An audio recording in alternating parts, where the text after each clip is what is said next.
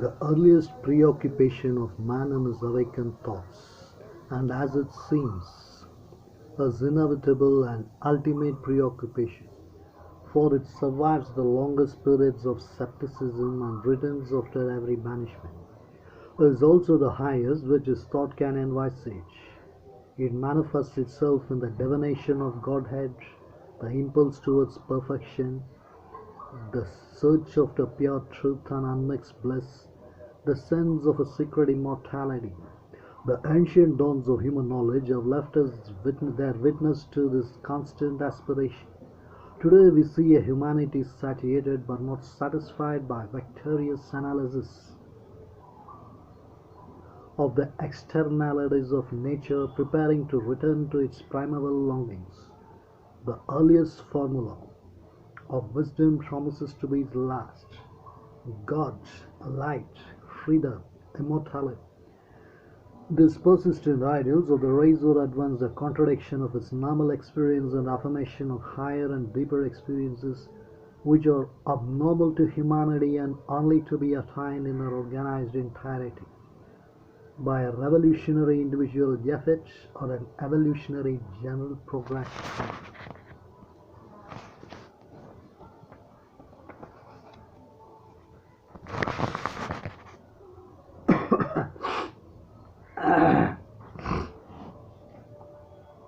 To know, possess, and be the divine in an animal and egoistic consciousness, and to convert our toilets or obscure physical mentality into the plenary supramental illumination, to build peace and a self-existent bliss where there is only a stress of transitory satisfactions, besieged by physical pain and emotional suffering, to establish an infinite freedom in a world which presents itself as a group of mechanical necessities, to discover and realize the immortal life in a body subjected to death and constant mutation. This is offered to us as the manifestation of God in matter and the goal of nature in a terrestrial evolution. To the ordinary consciousness, to ordinary material intellect which takes its present organization of consciousness for the limit of its possibilities, the direct contradiction of the unrealized idols with the realized fact is the final argument against the validity. But if you take a more deliberate view of the world's workings, that direct opposition appears rather as a part of nature's profoundest method and the seal of her completest sanction. For all problems of existence are essentially problems of harmony. They arise from the perception of an unsolved desire, the instinct of an undiscovered agreement or unity.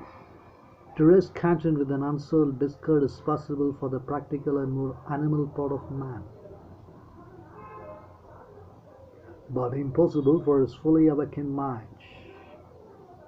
And usually even his practical parts only escape from the general necessity either by shading out the problem or by accepting a tough, rough, utilitarian and illumined compromise. For essentially, all nature seeks harmony, life and matter in their own sphere, as much as mind in the arrangement of its perceptions. The greater the apparent disorder of the material suffer, or the apparent disparateness, even to the irreconcilable opposition of the elements that have to be utilized, the strongest is the spur, and it drives towards the most subtle and present order than can normally be the result of a less difficult endeavor. The accordance of active life with a material or form in which the condition of activity itself seems to be inertia is one problem of opposites that nature has solved and seeks always to solve, better with greater complexities. For its perfect solution would be the material immortality of a fully organized mind, supporting animal body. The accordance of conscious mind and conscious will with a form and a life in themselves, not overtly self-conscious and capable at best of a mechanical or subconscious will, is another problem of opposites in which he has produced astonishing results and aims always at higher marvels. For there, an ultimate miracle would be an animal consciousness no longer seeking but possessed of truth and light, but the practical omnipotence which should result from the possession of a direct and perfected knowledge. Not only then is the upward impulse of man towards the acquirance of yet higher opposites rational in itself, but it is only the logical completion of a rule and an effort that seem to be a fundamental method of nature and the very sense of our universal strivings. We will speak of the evolution of life in matter, the evolution of mind in matter, but evolution is a word which merely states the phenomenon without explaining it. For there seems to be no reason why life should evolve out of material elements or mind out of loving form unless we accept the Vedantic solution that life is already involved in matter or mind in life, because the essence matter is a form of real life. Life is a form of real consciousness. And then there seems to be little objection to a further step in the series of admission that mental consciousness itself be only a form and a well of higher states which are beyond mind. In that case, the unconquerable impulse of man towards God-like bliss, freedom, immortality presents itself in its right place in the chain as simple the imperative impulse by which nature is seeking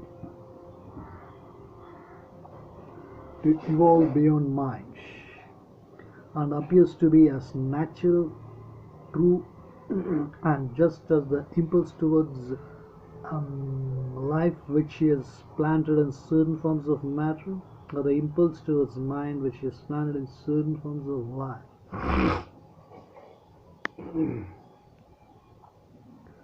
As this, so here the impulse exists more or less obscurely in our different vessels with an ever-ascending series in the power of its will to be.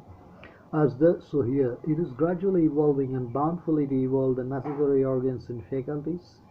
As the impulse towards mind ranges from the most sensitive reactions of life in the metal and the plant up to its full organization in man, so in man himself there is the same ascending series, the preparation, if nothing more, of a higher and divine life. The animal is the living laboratory in which nature has, as it is said, worked out man. Man himself will be a thinking and loving laboratory in whom and with whose conscious corporation she wills to work out the Superman, the God, or shall we not say, rather to manifest God. For if evolution is the progressive manifestation by nature of that which left her worked in her, involved, it is also the overt realization of that which she secretly is. One cannot then bid her pause at a given stage of her evolution, nor have we the right to condemn with a religionist as perverse and presumptuous, or with a rationalist as a disease or hallucination.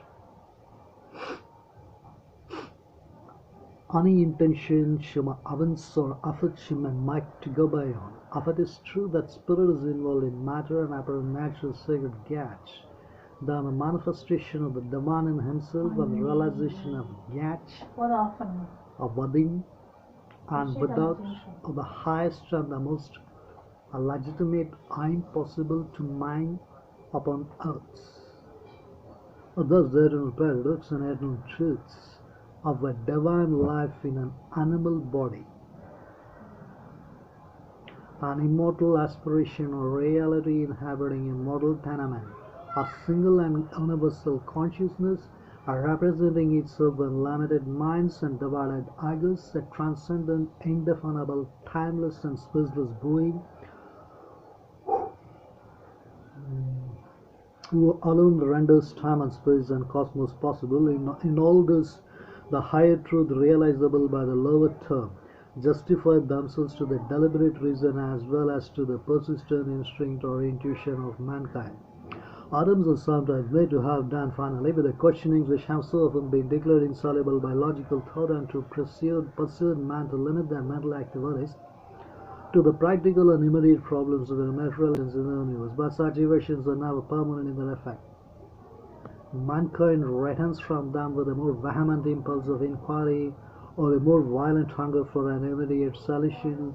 Badadanga, mysticism, prophets, and new religions arise to replace the old that have been destroyed or stripped of significance by skepticism, which itself could not satisfy, because although its business was inquiry, It was willing sufficiently to inquire the attempt to deny or stifle a truth, because it is yet obscure in its outward workings, and too often represented by obscureness, superstition, or a crude fight is itself a kind of obscurantism.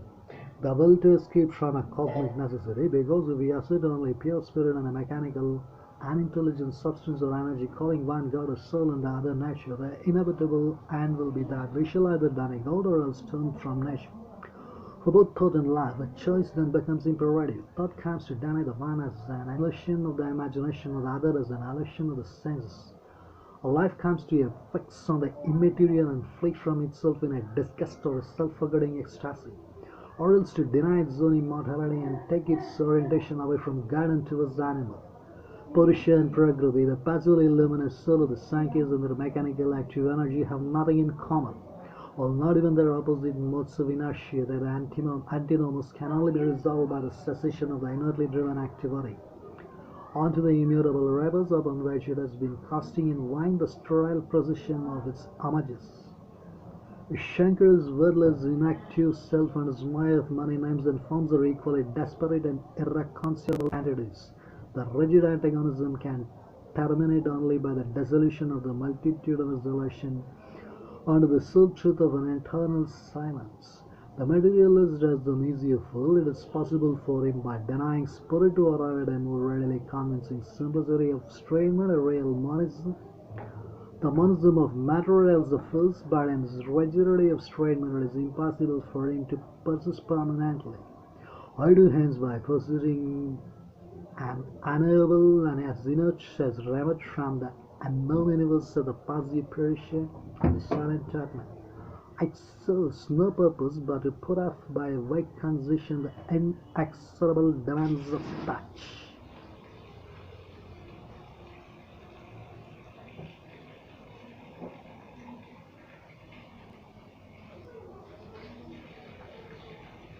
Or to stand as an excuse for refusing to extend the limits of inquiry.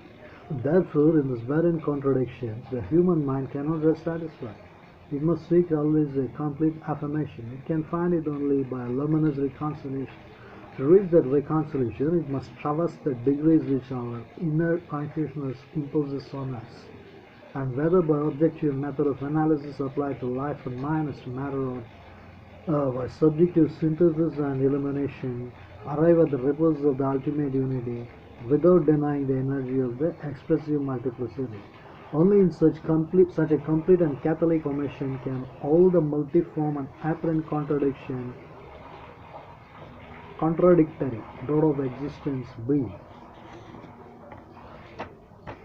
harmonized, and the manifold forces which govern our thought and life discover the central truth which they are here to symbolize and variously fulfill.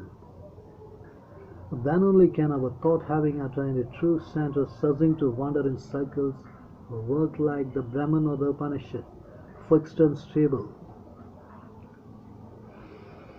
even in its play and its worldwide cursing, and our life, knowing its aim, serve it with a serene and settled joy and line, as well as with a rhythmically discursive energy. But when the rhythm has once been disrupted, it is necessary and helpful that man should test separately in their extreme assertion. Each of the two great opposites is the mind's natural way of returning more perfectly to the affirmation it has lost. On the road it may attempt to rest in the intervening degrees, reducing all things into the terms of an original life, energy, or of sensation, or of ideas. But these exclusive solutions have always an error when reality, although must satisfy for the time the logical reason which deals only with the pure ideas, but they cannot satisfy the mind's sense of actuality. For the mind knows that there is something behind itself which is not the idea. It knows, on the other hand, that there is something within itself which is more than the vital breaths. Other spirit or matter can give it for a time some sense of ultimate reality.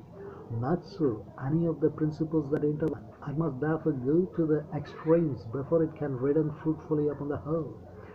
For by its very nature, sought by saints that can pursue with distinctness only the parts of existence, and by speech that also can achieve distinctness, Only when it carefully divides and limits the intellect is driven, having before it this multiplicity of elemental principles. To seek unity by reducing all ruthlessly to the terms of one, it attempts practically, in order to assert this one, to get rid of the others. To pursue the real source of their identity without this exclusive process, it must either have overleaped itself, or must have completed the circuit, only to find that all equally reduce themselves to that which escapes definition or description and is yet not only real but attainable. But whatever road we may travel, that is always the end at which we arrive, and we can only escape it by refusing to complete the journey.